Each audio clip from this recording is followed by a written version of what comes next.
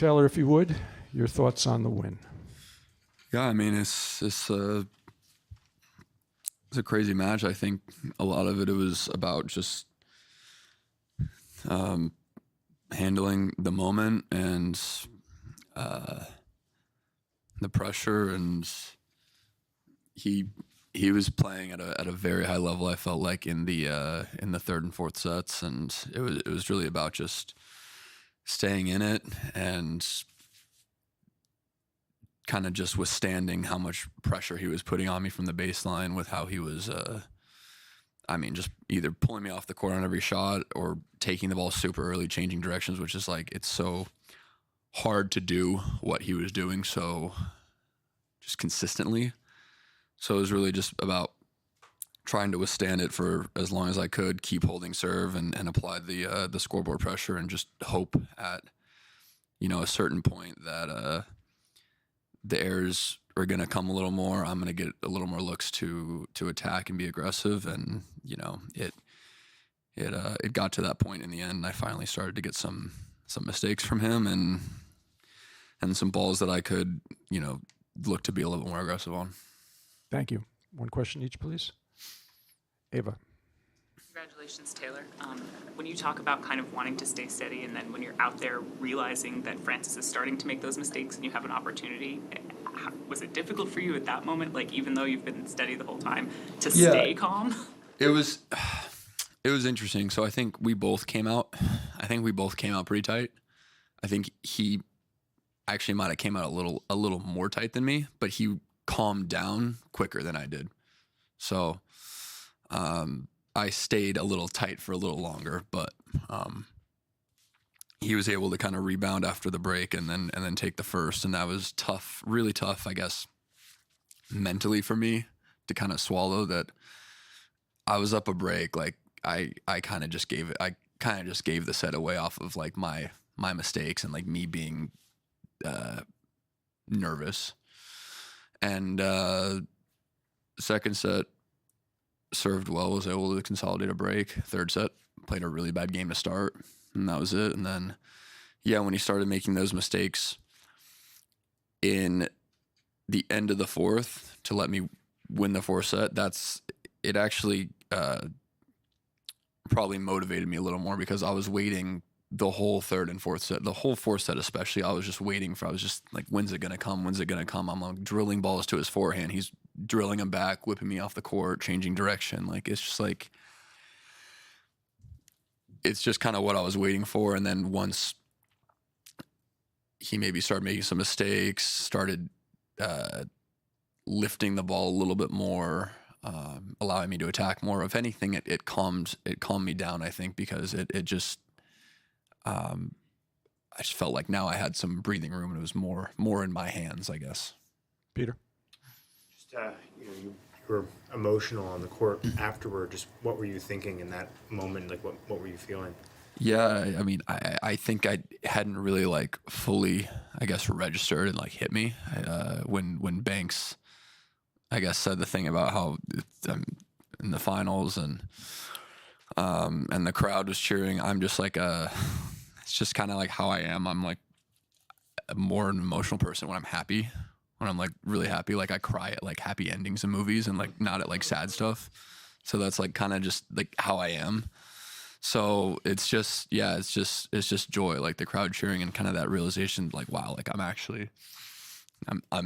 I'm in like the finals of the US Open. It's such a, lifelong, I guess, like dream come true. Something I've worked my whole life for to be in this situation. So I think just kind of like realizing that like got me a little bit choked up.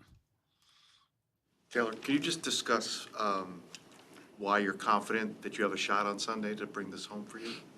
I've always enjoyed playing him. To be honest, I don't think that I'm gonna be put in a more like stressful situation than I was today than playing in the final. I think today is like much more stressful than me playing the final, and I just feel good. I have a feeling that I'm gonna come out and play really well, and when I play good tennis,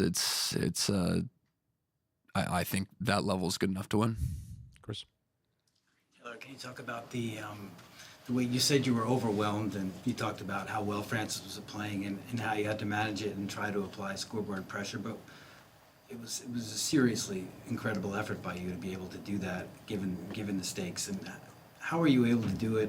And do you think that's been an integral part of who you are as a tennis player all along? Yeah, I think one thing that's never been in doubt throughout my tennis career, like whether I'm playing awful or hitting one side bad or whatever the situation could be throughout my career, the ups and downs, I think one thing that's never been in question is just like my heart and how I'm always going to compete no matter what. And what I just kept telling myself was just to keep fighting and to keep working. And if I don't give it just, everything I have and just lock in as much as I possibly can, I'm gonna regret it forever if I don't take it's easy in that moment to just switch off and not, I guess, not want to, but yeah, I just told myself I'm gonna always regret it if I just don't give it everything I have to stay in. And it was big. I had to stay with him in some of those like really long crazy rallies because I wanted to show him that I wasn't gonna go away, and I was feeling fit, and I was gonna keep running for everything and fighting for every point. And I think that itself made a big difference for me. Howard, Matt, Willie. Howard. Taylor, Howard Fendrich for the Associated Press. Can you explain what you meant when you said a moment ago that you think tonight was more stressful than Sunday might be? And that was also part of when you were talking about Sinner and enjoying that matchup. If you could go into a little bit how or why that's the case.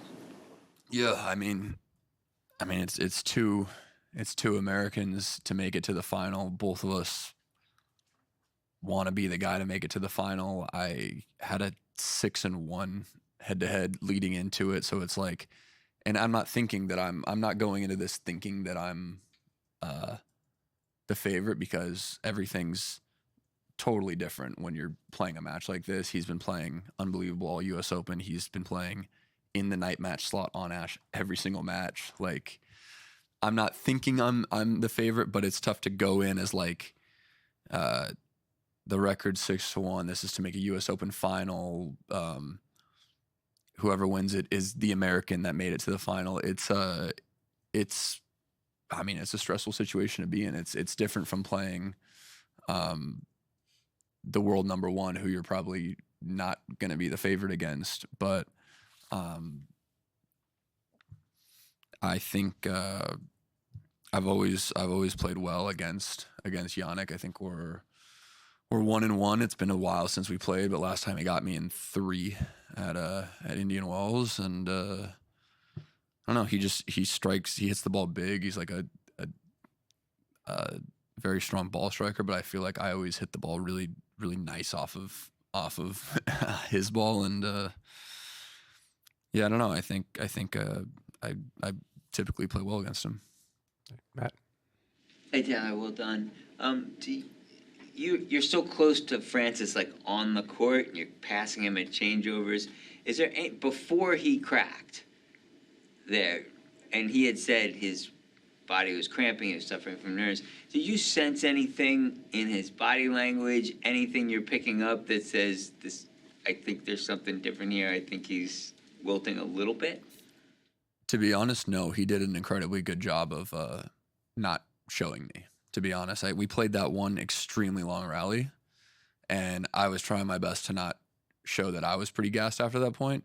For me, I feel like it's more like I'm gassed for like 30 seconds to like a minute. I feel like I'm like I can't stand up, but then once I can go to the changeover, sit down, and like relax for a minute, then I feel like I'm totally fine. But in that moment, when I went over the towel box, I like bent over. I didn't want to bend over. I had to. I looked over at him, and he didn't like go hands to knees or anything like that. So I was like, okay, I know I feel awful. Like he has to feel a little bit tired, but he did a good job of making me believe that I guess he wasn't feeling any worse than I was. I think the only thing that I thought was funny, or that I noticed very early on in the match, I hit like a really like a really insane volley for me. And typically, if I were to do something like that, Francis would be like laughing. And I would look, he loves to like laugh when I hit a good volley because he I mean, my volleys aren't great and he always like over exaggerates how bad it is. So I looked over him expecting him to be like smiling at me and he was like dead serious. So I was like, okay, he's really serious. He's really locked into this one because normally like he'd be like joking about something like that. Last two, Willie, and then Richard. You can finish up. Taylor, what do you think your success and Francis's until tonight and what the rest of the Americans have done here means? And what do you think Sunday might mean for men's tennis after all these years? I think regardless of the result, I think it gives hope and shows that we're knocking on the door of winning a slam, and we have this generation, this group of guys where there's like 4 or 5 of us that are like actually at this level. So it shows that we're all moving in the right direction. I think that whenever one of us does something, the others follow, the others get belief from it. And I think this is just the start for all of us. Richard, last question, please. Thank you. Taylor, you've been the leader of this particular group of guys for so long now. From the outside, it's kind of always felt like really you were supposed to be the first guy to get to this breakthrough. And I just wondered if you ever saw it that way, or did you have that kind of belief all along? I know you're not one to say that you were the head of the group, but I imagine you had some belief that you were supposed to be the guy. I don't know if I like, I mean, I wanted it. I wanted to be the guy. That's what all of us want to be. I wouldn't say I felt like I was entitled to it. I just really wanted, obviously, I've been the highest ranked for a while. I was able to win Indian Wells, and then I was like the only one that didn't have a slam semifinal. So I really wanted that, but no, I don't think I felt like it needed to be me or like it had to be me. I really I don't know. I just really wanted to have success at slams and to get to this point. But I don't know. I think it's just a great feeling to be here, and the match tonight could have gone either way, and it could have easily been Francis in the final, and if it was, I would have been super happy for him. Thank you, everyone. Thank you, Taylor.